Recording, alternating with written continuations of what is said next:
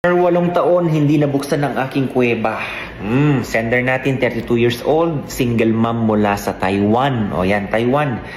Mega shoutout po sa inyo lahat ng mga nanonood sa aking vlog po ha. Salamat sa panonood, Cubs. Ingat po kayo lagi dyan. Tulungan lang po natin itong kababayan natin na nahihirapan sa kanyang pakiramdam ngayon. Kung bakit daw ganyan yung pakiramdam niya. Ano bang pakiramdam niya, sir? Okay, nakausap ko po ito ha. Itong si ma'am, tao lang naman daw siya, nagmamahal at may pakiramdam. May nanliligaw sa kanya na isang binata. Sa tingin niya, sincere naman, mabait, magalang at higit sa lahat, loyal. Okay, loyal.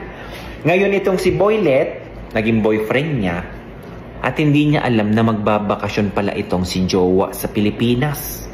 Okay, siyempre umalis si Jowa, pumunta ng Pilipinas, wala pa daw nangyari sa kanila yan. Kasi, binramis niya pagbalik daw ng Taiwan, isusuko ang bata.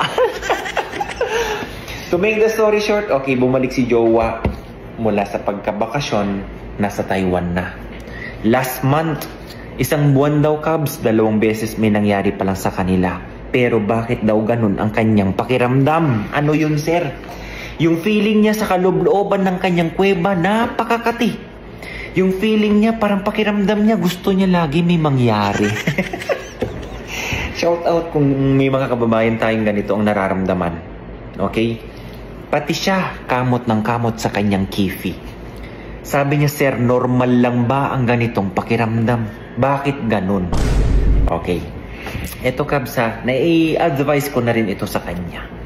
Wala po kayong ibang gagawin dyan kung ganyan na hindi na normal ang nararamdaman nyo na hanggang kaloob-looban ng kifi o kaya ng kuweba nyo, sobrang kati.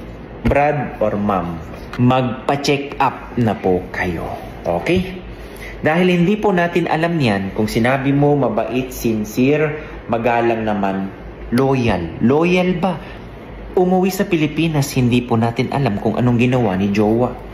Ngayon, ayaw na makipagkita ni ma'am dun sa kanyang boyfriend. Dahil nga, nasa malayong state ata sila parehas, tuwing day off lang sila nagkikita. Ngayon, natatakot na si ma'am.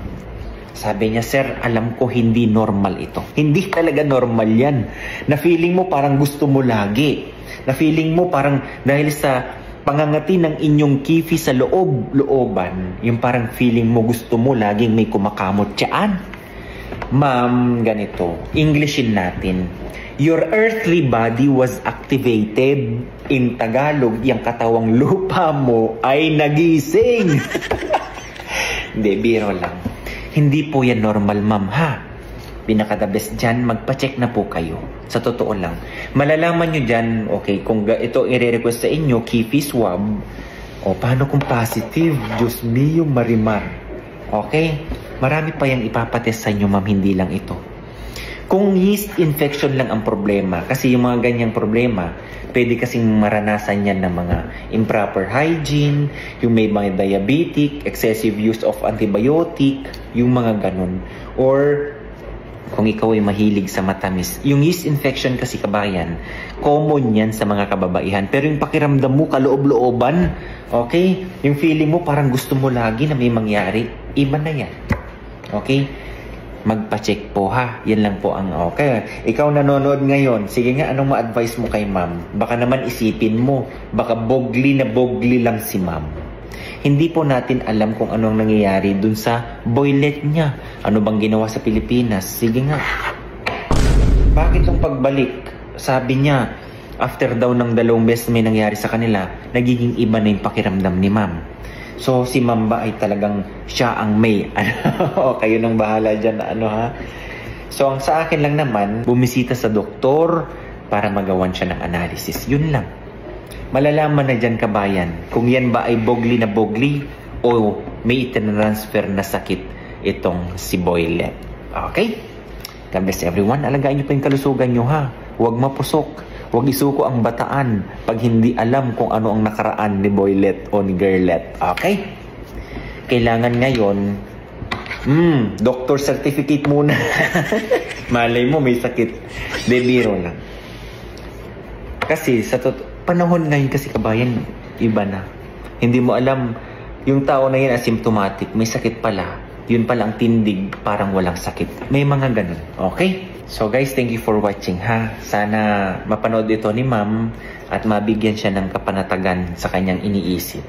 Kasi iba na daw yung pakiramdam eh. Kaloob-looban daw. So guys, yun lang. Alagaan nyo po yung inyong kalusugan ha. Saang mang sulok ng mundo makapanood nitong video na ito. Kung ganyan po ang pakiramdam nyo, wala pong iba kundi magpa-check po sa doktor. Okay? Kalusugan na ingatan ha. Yan ang pinaka-the best investment natin sa buhay. Bye-bye!